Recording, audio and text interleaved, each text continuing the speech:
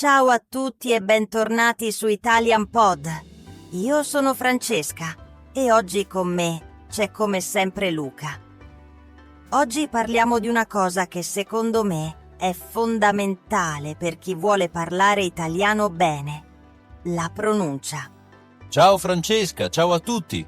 Sì, la pronuncia italiana sembra facile, ma ci sono delle trappole, eh? Partiamo dalle basi, le vocali. In italiano sono sempre pure, no? A, E, I, O, U. Non cambiano mai, non diventano mai strane come in inglese, tipo la A di cat o car. Esatto. E guarda, faccio un esempio.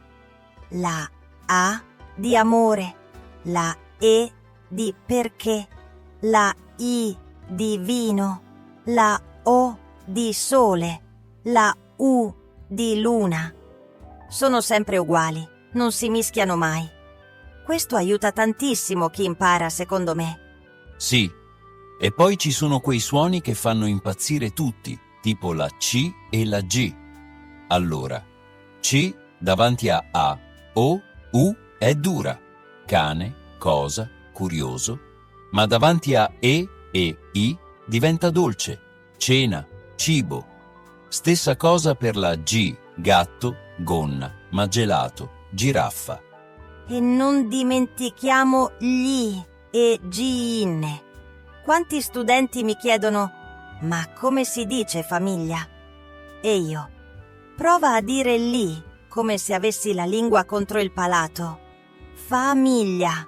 Ah, guarda, mi ricordo una volta in classe, una ragazza cercava di dire gnocchi e continuava a dire gnocchi, gnocchi, gnocchi. Alla fine abbiamo riso tutti, ma è normale. Gin è proprio italiano, come in lasagna o signora. Sì, e poi c'è la questione degli accenti. Un accento messo male può cambiare tutto. Tipo ancora, di nuovo, e ancora. No, aspetta. Ancora non esiste, ma pesca, il frutto, e pesca, lo sport.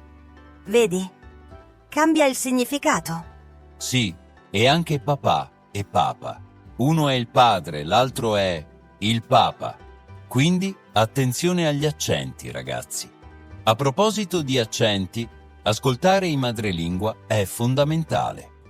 Io quando viaggio in Italia mi diverto sempre a sentire come cambia la pronuncia da una città all'altra.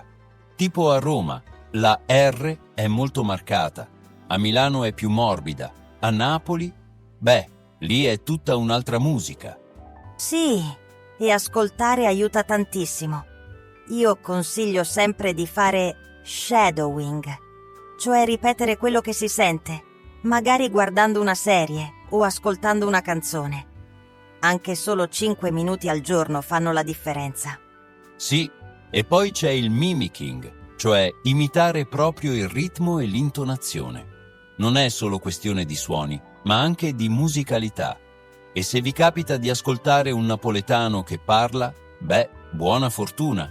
Scherzo, però è vero che ogni regione ha il suo accento. Io sono di Firenze e lì la C diventa quasi una K, tipo ho ho invece di cocco. Ma non preoccupatevi troppo. L'importante è capire e farsi capire. Poi col tempo si può anche giocare con gli accenti regionali. Torniamo un attimo allo stress delle parole. Come dicevamo prima, papa e papà sono due cose diverse. Lo stesso vale per ancora, di nuovo, e ancora, quella della barca. Lo stress cambia tutto. E poi ci sono le doppie consonanti. Questa è una delle cose che distingue davvero l'italiano. Pala e palla, casa e cassa, fato e fatto. Se non si pronuncia bene la doppia, si rischia di dire un'altra parola. Io con i miei studenti faccio sempre esercizi tipo lalla, palla, molla, mamma, nonna. E poi, per divertirci, usiamo gli scioglilingua. Tipo 33 trentini entrarono a Trento tutti e 33 trotterellando. È difficile, ma aiuta tantissimo. Sì, e anche ripetere le parole con doppie, tipo percorro, appello, carro.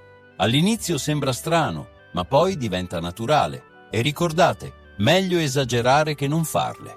Allora, oggi abbiamo visto un sacco di cose.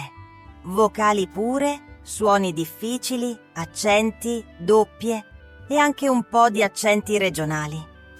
Non preoccupatevi se all'inizio sembra complicato. Con la pratica tutto diventa più facile. Sì, e come dicevamo anche nella scorsa puntata, l'importante è buttarsi, parlare, ascoltare e non avere paura di sbagliare.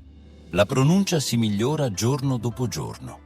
Grazie per averci ascoltato. Se avete domande o volete suggerire un argomento, scriveteci. Ci sentiamo nella prossima puntata di Italian Pod. Ciao Francesca, ciao a tutti, continuate a praticare e a presto!